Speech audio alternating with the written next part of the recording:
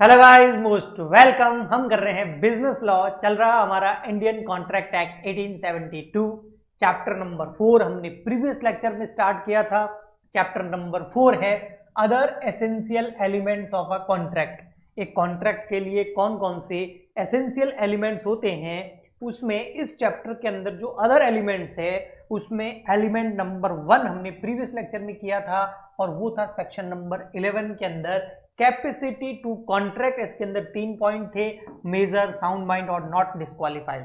ये तीनों पॉइंट हमने एलिमेंट नंबर 1 जो था कैपेसिटी टू कॉन्ट्रैक्ट वो कर लिया था। आज के लेक्चर के अंदर हम element number 2, element number 3, element number 4 and element number 5 करेंगे। तो सर एलिमेंट नंबर 2 हमारा है कौन सा? एलिमेंट नंबर 1 काफी बड़ा था, इसमें एक केस लॉ भी था, वो मैंने बहुत अच्छे से आपको करवाया था।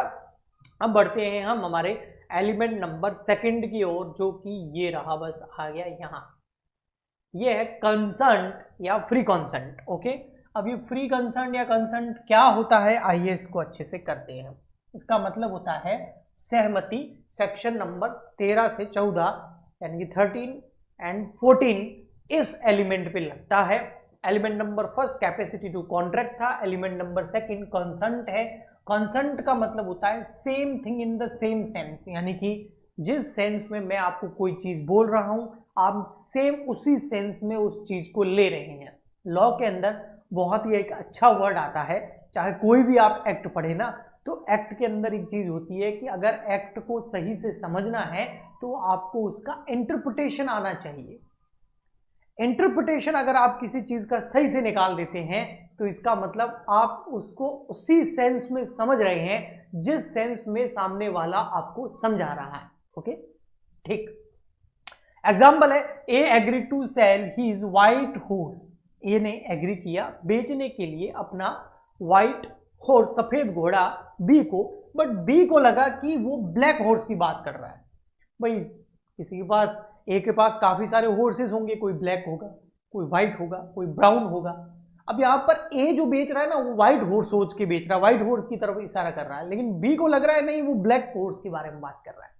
तो यहां पर उसी सेंस में बी ने उस चीज को नहीं लिया, इसका मतलब यहां पर फ्री कंसेंट नहीं थी। ओके, तो नो कंसेंट नो कॉन्ट्रैक्ट। अगर कंसेंट ही नहीं है, सहमति नहीं है, तो फिर कॉन्ट्रैक्ट नहीं हो सकता। अच्छा, कब कब हम मानेंगे कि फ्री कंसेंट नहीं होता है ना? फ्री कंसेंट की बात करें तो कब कब not free it caused by, तो फ्री कब नहीं होगा? अभी भी आपका एलिमेंट नंबर 2 ही चल रहा है कंसेंट, लेकिन कंसेंट को फ्री कब कब नहीं मानेंगे? जब वो corrosion, undue influence, fraud, miss representation या मिस्टेक की वजह से कोई कंसेंट दी गई है तो उसको फ्री कंसेंट नहीं माना जाएगा। तो no consent no contract. Okay, ठीक।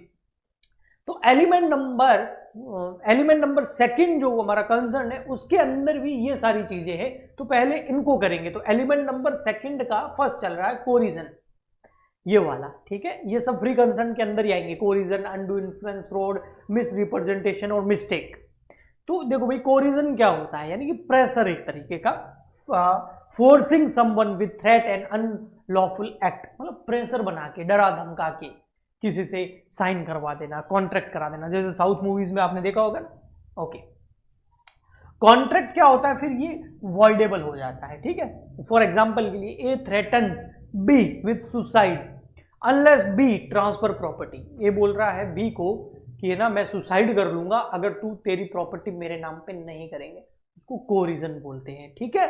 ये कॉन्ट्रैक्ट जो है वो वॉइडेबल हो जाएगा। Okay, next, undo influence. ये क्या होता है भैया? देखो इसमें क्या होता है, एक बंदा जो होता है ना, वो ये सेक्शन नंबर 16 लगता है इसके ऊपर। एक बंदा जो होता है ना वो ऐसी पोजीशन में होता है कि वो अपना इन्फ्लुएंस से ही काम करवा लेगा जबकि सामने वाले का मन नहीं। जैसे बहुत बड़ी बड़ी कंपनीज में जो मैनेजर और एम्प्लॉयज के बीच का रिलेशन होता है, स्कूल में टीचर और स्टूडेंट के बीच का, वहां पर टीचर जो है, मैनेजर जो है, बॉस जो है ना, पेरेंट्स हो गए, ये एक अच्छी पोजीशन में होते हैं और ये अपने उस पोजीशन का प्रभाव डाल करके, इन्फ्लुएंस करके अगर कुछ काम करवा रहे हैं तो उस केस में भी वो जो है वर्डेबल कॉन्ट्रैक्ट माना जाएगा। देखो, dominating someone will be to gain unfair advantage, है ना, अनफेयर एडवांटेजेस ले लेते हैं ना। A father make his son to sign property proper when son is fully dependent on him. ये क्या है, वॉइडेबल है। फिर आता हमारा सेक्शन नंबर, आप सेक्शन नंबर भी चाहे ना साथ में रख सकते हैं। देखो जो फ्री कंसर्न वाला है ना, या कंसर्न वाला जो मेन टॉपिक है, उसमें सेक्शन नंबर 13 और 14 लगता है। फिर इसके अंदर जो कोरिजन है वो सेक्शन नंबर 15 हो गया, अनडू इन्फ्लुएंस सेक्शन नंबर 16 हो जाएगा, ऐसे है ना, ऐसे हम आगे बढ़ रहे हैं। तो अनडू इन्फ्लुएंस हो गया। अब है हमारा है फ्रॉड, सेक्शन नंबर 17। ये देखो ये क्या फ्रॉड क्या हो गया, इंटेंसली डिसीविंग अनदर, मतलब जानबूझ के कुछ करना है ना। जैसे a car dealer no car engineer is faulty but sell its as a brand new. Car जो डीलर है उसको पता है ये कार का इंजन जो है फॉल्टी है, ये कार सही नहीं है, फिर भी वो बेच रहा है ऐसे बोल करके बिल्कुल एकदम बढ़िया है। तो इसको बोलते हैं फ्रॉड करना, है ना। ये फ्रॉड हो गया, ये वॉइडेबल है और डैमेजेस है। Okay, next miss representation. ये देखो अब मिस रिप्रेजेंटेशन नाम से पता चल रहा है कि इंफॉर्मेशन को तोड़ मरोड़ के आप बता रहे हो, फॉल्स स्टेटमेंट दे रहे हो without intention to deceive. Okay, जैसे A tell B that land has 200 mangoes tree believing it's true. A ने बोला कि ये जो लैंड है इस पे 200 मैंगो ट्रीज हैं, ये आप ले लो। अब जब बट वहां पर देखा जाए तो 150 ही मैंगो ट्रीज ही है। तो ये जो है मिस रिप्रेजेंटेशन हो गया, यानी कि एकदम करेक्ट ना बता करके तोड़ मरोड़ के उसको बताना, तो इसको मिस रिप्रेजेंटेशन बोलते हैं। और ये कॉन्ट्रैक्ट भी क्या होता है, वॉइडेबल होता है। ओके, क्योंकि यहाँ पर फ्री कंसर्न नहीं है ना, मिस्टेक।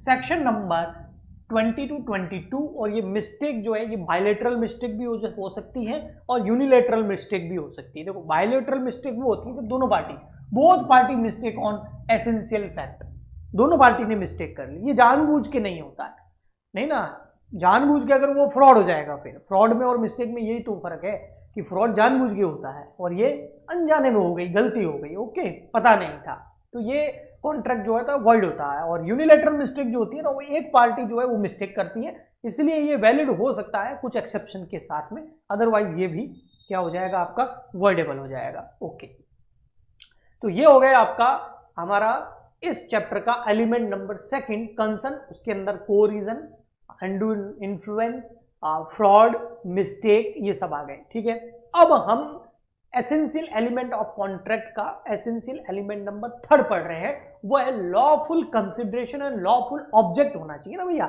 ठीक है, जो भी ऑब्जेक्ट है, जो कंसिडरेशन है, कंसिडरेशन हमने पढ़ा था ना, प्रतिफल। जैसे ए कुछ बेच रहा है तो बी को वो प्रोडक्ट मिल रहा है और ए को क्या मिल रहा है, उसके बदले में पैसा मिल रहा है, तो वो कंसिडरेशन हमने बहुत अच्छे से पढ़ा था, है ना, इसके स्टार्टिंग के चैप्टर के अंदर। तो वो लॉफुल होना चाहिए ना, ऐसा नहीं होना, इलीगल नहीं होना चाहिए, जैसे ड्रग्स बेचने का कॉन्ट्रैक्ट नहीं होना चाहिए। ओके, तो ये ऑब्जेक्ट जो है ये अनलॉफुल कब होंगे, अनलॉफुल तब होंगे जब इन केसेस के अंदर ये 6 पॉइंट्स के अंदर आ गए तो वो अनलॉफुल हो जाएंगे।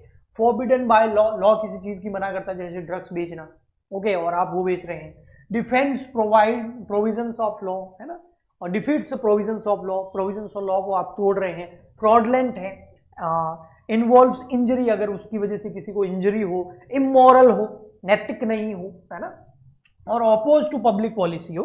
तो इन सारे केसेस के अंदर अगर कोई भी कॉन्ट्रैक्ट होता है तो वो कॉन्ट्रैक्ट जो है वॉइड माना जाएगा, वो कॉन्ट्रैक्ट नहीं माना जाएगा। यहाँ पर कुछ एग्जाम्पल भी, जैसे A hire B to beat C, A ने बी को हायर कर दिया, भाई सी को मारना है ना, तो ये जो है ये एग्जाम्पल है इंजरी का, इससे उसको इंजरी हो सकती है और ये कॉन्ट्रैक्ट जो है वॉइड होगा। ओके जी, ठीक है। इमोरल का भी दे रखा है ना, a promise to pay B if B help him to get divorced, ये वॉइड हो गया। ओके, ठीक। नेक्स्ट है हमारा यहाँ पर एलिमेंट नंबर 4, वो है agreements oppose to public policy. अगर पब्लिक पॉलिसी को अपोज करने के कोई एग्रीमेंट हो तो वो भी आपके जो है वॉइड होंगे। जैसे agreement to sell a government job, भैया गवर्नमेंट जॉब बेच थोड़ी सकते हो, तो मेहनत करके, है ना, अगर ऐसा कोई एग्रीमेंट हुआ है तो वॉइड होगा। ओके, मैरिज जो है उसको ब्रोक करने के जो कॉन्ट्रैक्ट होते हैं उसके बदले में पैसे मिलेंगे, तो ये सब सामने से ही, मतलब ये तो कॉमन सेंस वाली बातें हो गई। और अधिकतर जो हमारा एक्ट होते हैं, हमारे कॉन्ट्रैक्ट्स होते हैं, हमारे जो लॉ होते हैं, वो कॉमन सेंस के ऊपर ही बेस्ड होते हैं। ये मैं आपको बहुत डीप बात बता रहा हूं। इसे आप कभी भी एग्जाम में कोई ऐसा क्वेश्चन आ रहा है जिसका आप आंसर नहीं कर पाए, तो कॉमन सेंस लगा लो, क्योंकि कॉमन सेंस इसलिए लगा रहा है कि हम कॉमन सेंस से ये डिसाइड कर सकते हैं क्या सही है और क्या नहीं है। ओके जी, लॉ भी वैसे ही बने हुए ना। ओके जी, नेक्स्ट हमारा जो एलिमेंट नंबर 5 आता है, जो वैलिड कॉन्ट्रैक्ट के लिए जरूरी एलिमेंट है, वो है एग्रीमेंट एक्सप्रेस डिक्लेयर वॉइड। बिल्कुल डिक्लेयर वॉइड होंगे ये वाले एग्रीमेंट, जैसे कोई शादी रोकने का, स्ट्रेंथ ऑफ मैरिजेस, जैसे एनी एग्रीमेंट जो मैरिज को है ना रोक ले, जैसे a promise to be not to marry for 5 year if B pay him, है ना, ये 5 साल तक शादी नहीं करो पैसे देंगे, ये है ना।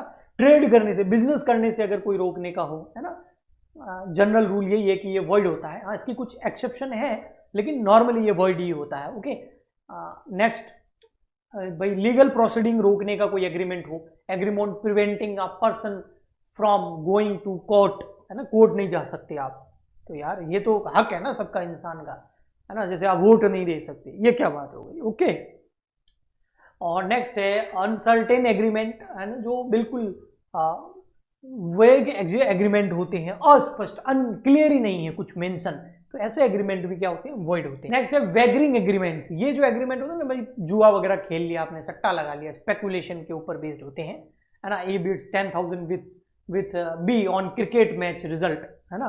हॉर्स रेस के ऊपर फिर भी कहीं एक्सेप्शंस मिलती है आपको, और स्किल गेम्स के भी ऊपर मिलती है, इंश्योरेंस के ऊपर भी मिलती है, लेकिन इसके अलावा जितने भी जो हम सट्टे वगैरह लगाते हैं, बेट्स लगाते हैं, वो सब की सब क्या होती है, वॉइड होते हैं वो एग्रीमेंट। ओके जी, ठीक है, तो ये एसेंशियल एलिमेंट हमारे खत्म हो गए, और इसी के साथ में हमारा ये चैप्टर भी हो गया कंप्लीट। नेक्स्ट लेक्चर के अंदर हम न्यू चैप्टर स्टार्ट करेंगे। आई होप आपको अच्छे से समझ में आया होगा। प्लीज इस वीडियो को ज्यादा से ज्यादा लाइक करें, चैनल को सब्सक्राइब करें, वीडियो को शेयर करें, ताकि मैं आपके लिए इसी तरीके के लेक्चर लाता रहूं। मिलते हैं नेक्स्ट लेक्चर में, आज के लिए इतना ही, तब तक के लिए goodbye and thank you.